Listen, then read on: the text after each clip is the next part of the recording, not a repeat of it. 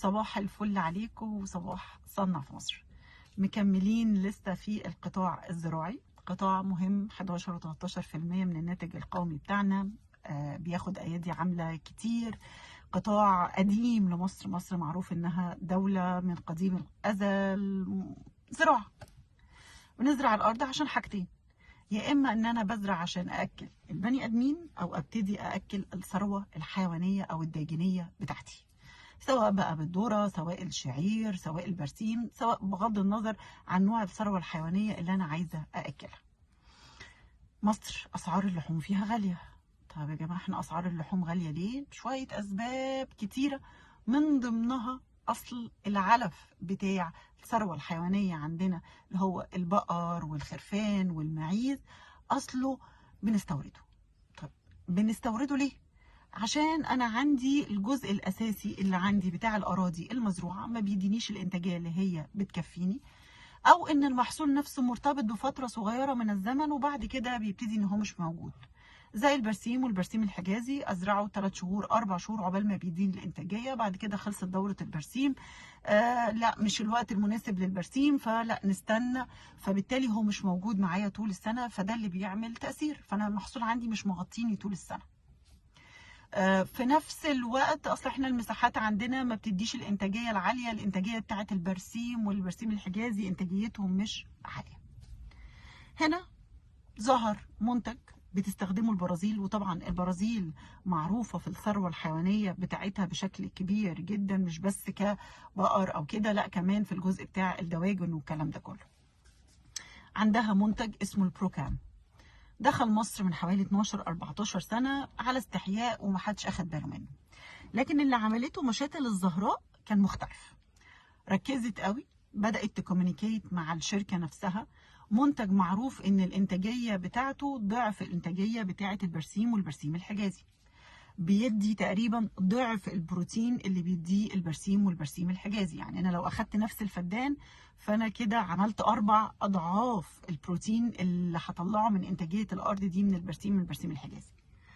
الميزه كمان بتاعته الرهيبه جدا انه انا عندي سنه 12 شهر، هو منتج بيحب الحراره، بتاع حراره وحر وكده، مصر ده طبيعه الجو فيها اغلبيه السنه، فهو بالتالي هو بيقعد ينتج طول السنه ما عدا شهر 12 و1 و2 اللي هي الشهور الساقعه اللي في مصر. لكن بانتاجه تقدر تشيله من الارض وتقدر ان انت تاخد منه المحصول كل 25 يوم، يعني تقريبا في ال9 شهور انا اقدر اشيل 10 مرات من الارض. الميزه كمان فيه ان انت بتاخد البذور والشتلات بتاعته، ان انت بتزرعها، انها بتزرعها لمده 7 سنين و10 سنين متصله في الارض.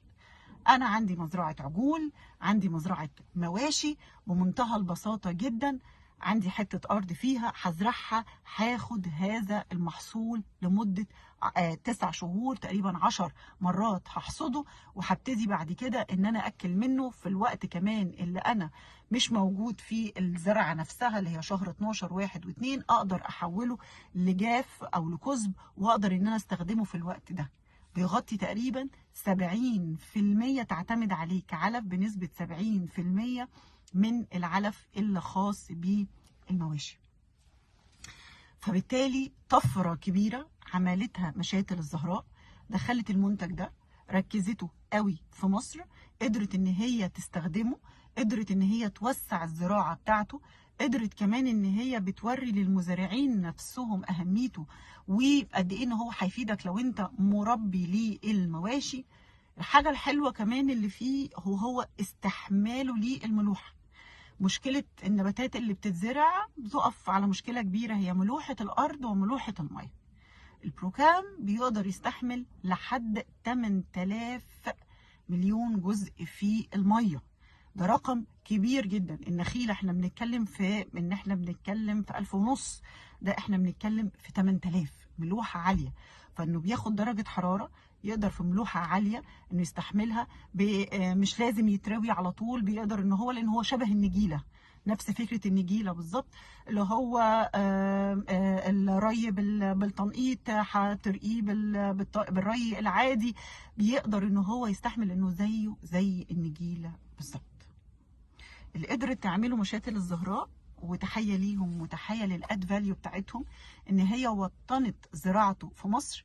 تاني حاجة كمان دلوقتي مشاتل الزهراء من هنا من البحيرة من جمهورية مصر العربية بتصدر الشتلات بتاعة البروكام للدول اللي حوالينا اللي عندها مزارع وبتعتمد على البروكام كغذاء ليها. تحية لكل اللي بيعمل اد فاليو، وتحية لصنع في مصر، وصباح الفل عليكم.